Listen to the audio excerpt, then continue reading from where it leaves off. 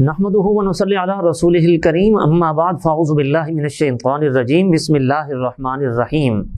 ناظرین کرام، آپ دیکھ رہے ہیں جنرل نیوز اور پروگرام تجلیات اسلام لے کر خواجہ عاشق حسین حاضر خدمت ہے۔ ناظرین کرام، وہ ماہ مبارک جس کا اہل ایمان سال بھر انتظار کرتے ہیں اور پورا مہینہ اس کے اہتمام کے ساتھ منانے کے لیے وہ پر امید رہتے ہیں، وہ ماہ مبارک جلوہ گر ہو چکا ہے۔ اس ماہ مبارک کی آمد پر اہل ایمان کے دل خوشی سے کھلکھلا اٹھتے ہیں، گویا یہ نیکیوں کا موسم بہار ہے۔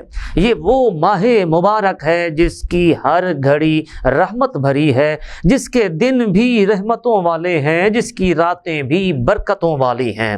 باقی سال کے مختلف ایام ہیں تو وہ ایک رات یا ایک دن فضیلت والا ہوتا ہے، لیکن یہ وہ مبارک مہینہ ہے جس کی ہر گھڑی ہی رحمت بھری ہے، بلکہ یہ وہ مہینہ ہے جو اللہ کو بھی پیارا ہے، اس کے محبوب کو بھی پیارا ہے اور محبوب کی امت کو بھی پیارا ہے۔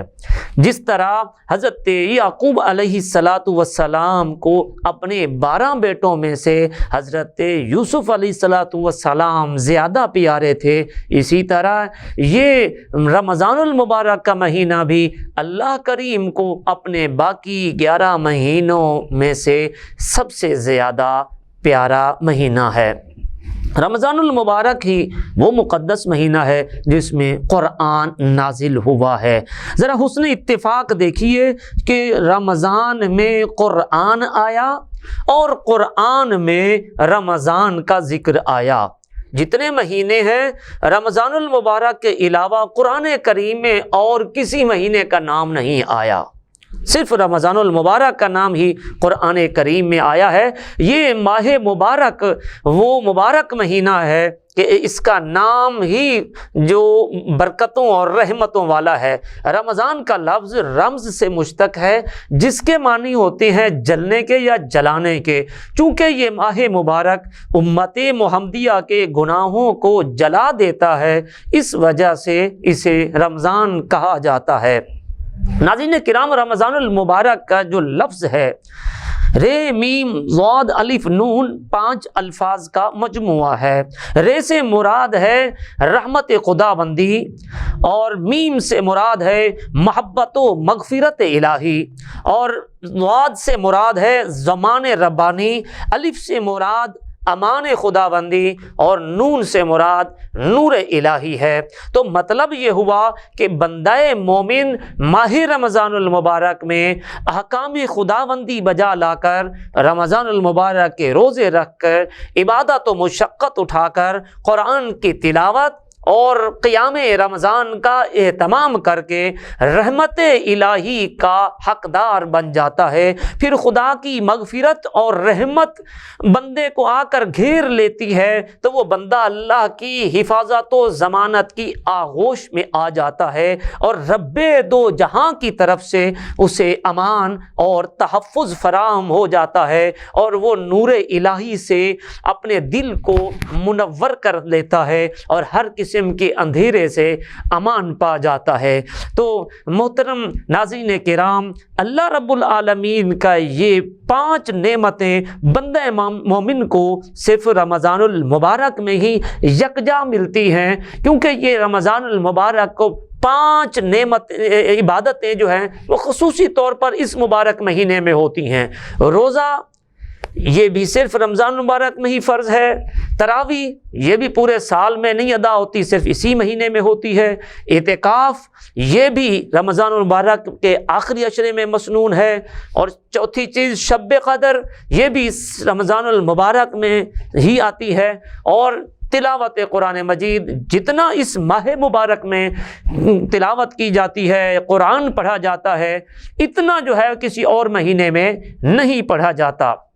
یعنی یہ 5 عبادتیں ہیں جو اس پاک مہینے کے ساتھ خاص ہیں۔ تو یہ پاک اللہ رب العالمین 5 انعامات بندوں کو عطا فرماتا ہے۔ تو ناظرین کرام، یہ وہ مبارک مہینہ ہے جس کے متعلق نبی رحمت صلی اللہ تعالی علیہ وسلم نے کئی احادیث مبارکہ بیان فرمائی ہیں۔ حضرت ابو ہریرہ رضی اللہ تعالیٰ عنہ سے مروی ایک روایت ہے، فرمایا نبی رحمت صلی اللہ علیہ وسلم نے اذا داخل رمضان فتحت ابواب السماء، کہ جب رمضان المبارک داخل ہوتا ہے تو آسمان کے دروازے کھول دیے جاتے ہیں۔ ایک روایت میں ہے فتحت ابواب الجنہ وغلقت ابواب جہنم وسلسلت الشیاطین، یعنی جب رمضان المبارک آتا ہے تو جنت کے دروازے کھول دیے جاتے ہیں۔ ایک روایت میں ہے کہ رحمت کے دروازے کھول دیے جاتے ہیں۔ تو گویا اللہ اس مہینے میں اپنے بندوں پر اتنا مہربان ہوتا ہے کہ شیطان کو جکڑ کر جہنم کے دروازے بند کر کے جنت کے دروازے کھول کر اعلان کرتا ہے کہ مومنو آ جاؤ، میرے نبی کے تابع دارو، آؤ، روزے رکھنا تمہارا کام ہے، تمہیں جنتی بنانا میرا کام ہے۔ یعنی اللہ کی رحمت بلا بلا کر نواز رہی ہوتی ہے۔ اللہ کے رسول ارشاد فرماتے ہیں اذا کان اول لیلۃ من شہر رمضان، کہ جب ماہ رمضان کی پہلی رات ہوتی ہے تو اتنا اہتمام ہوتا ہے، صفدت شیاطین، سرکش شیطانوں کو جکڑ دیا جاتا ہے، ان کے گلوں میں توق ڈال دیا جاتا ہے تاکہ وہ مومنوں اور نیک عمل کرنے والوں کو بہکا اور ورغلا نہ سکیں، قرآن کی تلاوت اہتمام کے ساتھ اطمینان کے ساتھ ادا کر سکیں۔ وغلقت ابواب النار، دوزخ کے دروازے بند کر دیے جاتے ہیں۔ فلم یفتح منها باب، پھر کوئی بھی ان میں سے دروازہ نہیں کھولا جاتا، دوزخ کے دروازوں پہ تالے لگ گئے۔ اللہ تعالیٰ گویا دوزخ کے دروازے بند کرا کے بتا دیتا ہے کہ مسلمانوں دیکھو، میں تمہیں دوزخ میں نہیں ڈالنا چاہتا، میں نے تمہیں جہنم کی آگ میں جلانے کے لیے تھوڑا پیدا کیا ہے۔ اگر دوزخ میں ڈالنا چاہتا تو جہنم کے دروازے کیوں میں بند کرواتا؟ میں تو یہی چاہتا ہوں کہ تم دوزخ میں نہ جاؤ۔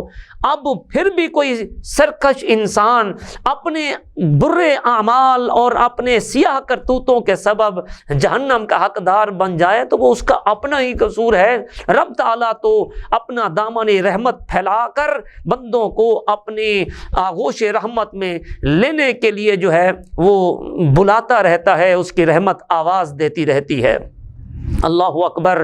ناظرین کرام، یہ مبارک مہینے میں ہر رات حدیث مبارکہ میں ہے وَيُنَادِي مُنَادٍ يَا بَاغِيَ الْخَيْرِ اقبل، ایک پکارنے والا پورے مہینے میں اعلان کرتا ہے، بلاوا دیتا ہے کہ اے خیر کے چاہنے والے، اے ثواب کے طلبگار، آگے بڑھ، یہ موسم پیچھے ہٹنے والا نہیں ہے۔ پہلے عبادت کم کیا کرتا تھا تو اب زیادہ کر، نفل اور پڑھتا جا، سجدے پہ سجدہ کرتا جا، تسبیح پہ تسبیح پڑھتا جا، تحلیل پہ تحلیل پڑھ، اپنی رات کو نفلوں میں گزار، قیام اللیل میں گزار، تہجد گزاریوں میں گزار، آہو زاری کی کثرت کر، راتوں کو جاگنے کا اہتمام کر۔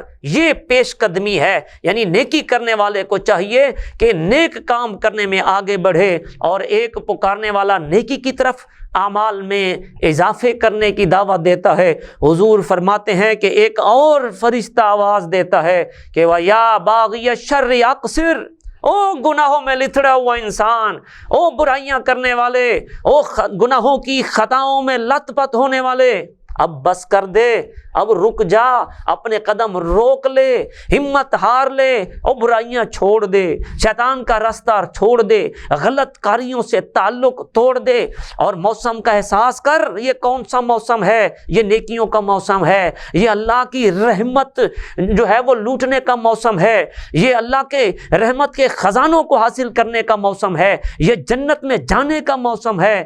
بس کر دے اب، کب سے گناہ کر رہا ہے، کم از کم اس مہینے میں تو باز آ جا، ذرا سوچتا صحیح، اگر اب بھی رمضان المبارک میں گناہوں سے بچنے کا اہتمام نہیں کرتے، گناہوں کی میل کچول کو دھونے کا اہتمام نہیں کرتے، اپنے دامن کو گناہوں کی غلاظت سے صاف نہیں کرتے، تو پھر اے بندے ذرا ہوش کر، پھر کون سا وہ وقت آئے گا کہ تو اللہ سے رجوع کرے گا؟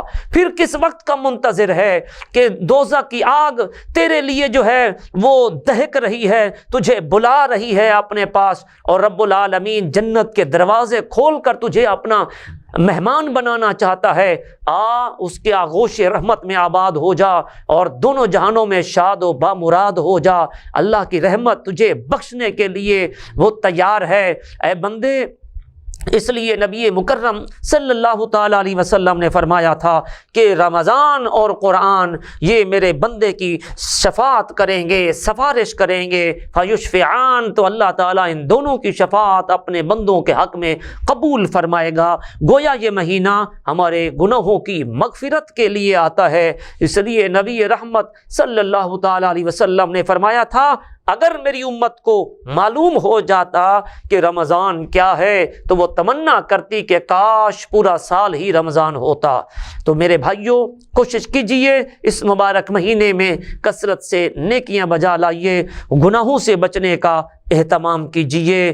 یاد رکھیے، جس طرح رمضان المبارک میں نیکیوں کا معاملہ ہے، اسی طرح گناہوں کا بھی معاملہ ہے۔ جس طرح نیکیوں کا اجر و ثواب کئی گنا بڑھ جاتا ہے، ایک کے بدلے میں 70 نیکیاں ملتی ہیں، تو اسی طرح گناہوں کا معاملہ بھی ہے کہ ایک کے بدلے میں کئی گناہ زیادہ ہوتے ہیں۔ لہٰذا گناہوں سے بچنے کا بھی اہتمام کیجیے اور نیکیاں کرنے کا اہتمام کیجئے۔ جب تک سانس ہیں تب تک چانس ہے۔ نہ جانے کتنے لوگ ایسے ہیں جو رمضان المبارک کو پانا چاہتے تھے مگر ان کی زندگی نے وفا نہیں کی، اور وہ منو مٹی تلے دفن ہو کر آج قبروں میں پڑے ہوئے ہیں۔ اگر اللہ نے ہمیں مہلت دی ہے تو کوشش کریں، آج سے ابتدائی ایام ہیں، آپ کوشش کیجئے کہ ہم نے اس ماہ مبارک کو انشاءاللہ قیمتی بنانا ہے، اس کا کوئی لمحہ بھی ضائع نہیں کرنا، اور ہم نے ہر صورت اپنی مغفرت کی کوشش و کاوش جاری رکھنی ہے۔ خالق کائنات اس پاک مہینے کی برکتوں سے ہم سب کو فیض یاب فرمائے۔